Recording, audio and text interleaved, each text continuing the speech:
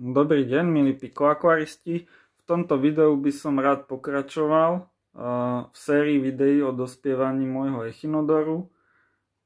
Je jasné, že takto krásne zakvitol. Kvietky sú drobné, biele a u mňa kvitli veľmi krátko.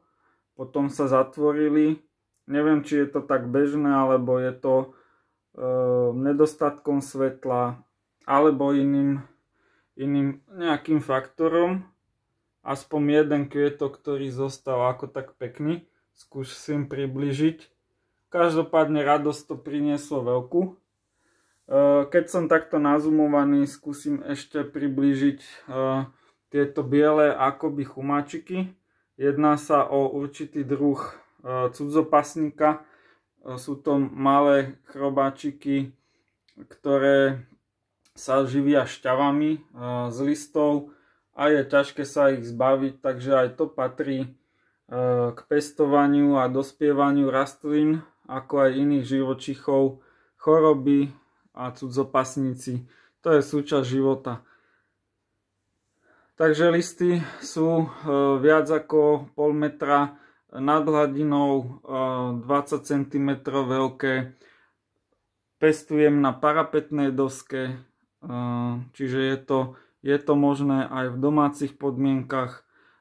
Ako náhle som doniesol toto pikoakvárium z pivnice, kde pestujem pod umelým svetlom a dal som ho na prirodzené denné svetlo, tak okrem echinodoru sa začalo dariť aj ciperu, ktorý už skoro vyhynul a teraz dáva stále nové výhonky. Tie začínajú pod vodou a vyzerá to takto.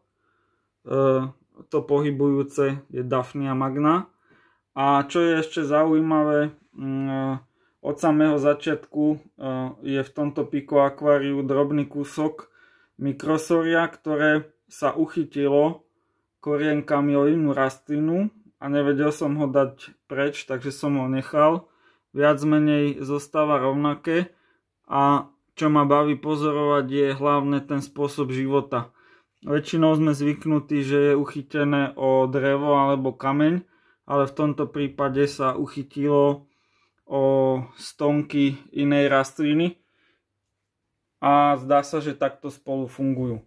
Takže sa teším do budúcnosti, ak by sa mi podarilo rozmnožiť tento echinodor, a rád by som o tom priniesol aj nové video a budem veľmi rád, ak si ho pozriete, a ďakujem vám, že svoj voľný čas venujete sledovaniu tohto kanála. Verím, že je v niečom prospešný a prináša vám radosť do akvaristiky. Ďakujem vám za pozornosť.